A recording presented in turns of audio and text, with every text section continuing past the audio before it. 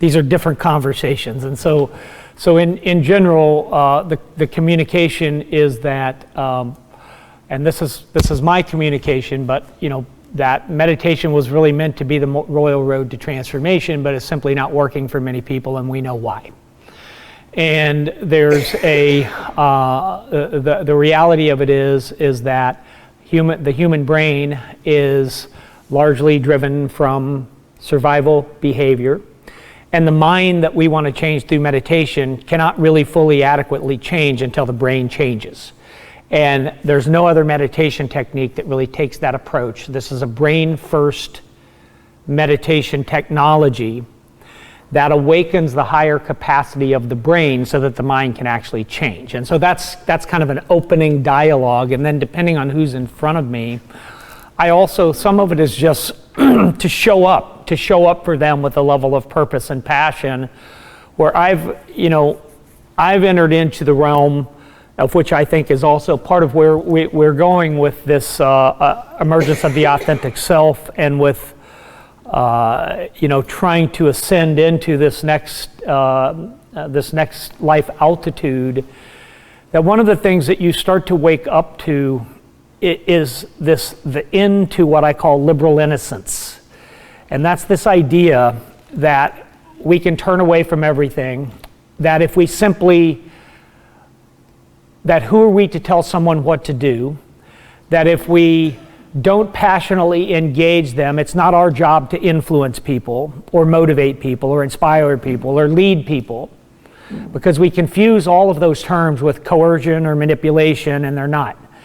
And so we develop this liberal innocence that somehow I'm a passive observer without responsibility in the life process and in the world.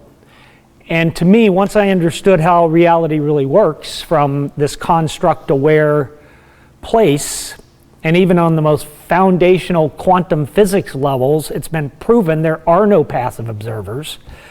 Once I'm in someone's story, I'm in their story. It's impossible for me to remove myself from that. So if I encounter someone in a coffee shop that leads to some engagement, I feel a moral responsibility at that point. I feel a moral responsibility to lead them and guide them and educate them and influence them in a way that can impact and change their life. And I can't let myself off the hook by saying, oh, it might be awkward to talk to them, or oh, who am I to say you have to come to this presentation, right? I can't let myself off the hook from that. And so, because I know that inaction is a form of action.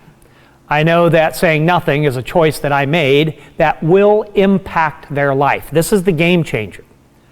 What I do will impact their life, but what I don't do will also impact their life. And I'm in their story. I am exerting influence. I am creating context if I say nothing. I'm creating context if I say something. So I have to show up even if it's awkward, even if it's uncomfortable, even if it's not what they're used to. I have to say to them, like, I saw you turn away from this, but I have to sleep at night, so I have to tell you. I heard you say you were suffering. I have a way out. I don't want you to turn away from that. That's a conversation I will have in a coffee shop, right? And so I'm telling you that's from a personal perspective.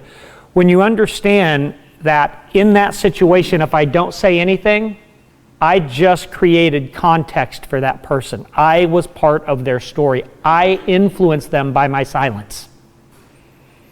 And there's no liberal innocence for me. There's no removing myself from the larger context that I'm embedded in. And so the point that I'm making here is part of it is simply my passion, purpose, and willingness to show up in those moments, irrespective of having the perfect soundbite or educational piece. Now, I want to combine those two. and so for me, it's leading with the benefits of what this can do, and why so much of what's happening in the self-development has been a dismal failure if we're really looking for genuine transformation. And that's how I approach it. And most of it is, I'm telling you the truth, look at this and come with me, right? And then we build into so many of our programs ways to soothe their lower brain, right? We put a money-back guarantee on the first 2 hours of the one-day workshop. So there's like, what do you really have to lose? You know, well, you go 2 hours and you don't like it, we'll give you your money back. What do you really have to lose here? And you start to discover how painful life is for so many people, and how confused they are, and how so much of the lower brain patterns are running the programs that are creating the apathy and nihilism and leading them to, as Thoreau so eloquently said, live a life of quiet desperation. And that's the life of Western culture by and large right now, from a research perspective. It's a life of quiet desperation. And I want to be the antidote to quiet desperation. And sometimes Laura can tell you, she's with me in those coffee shops.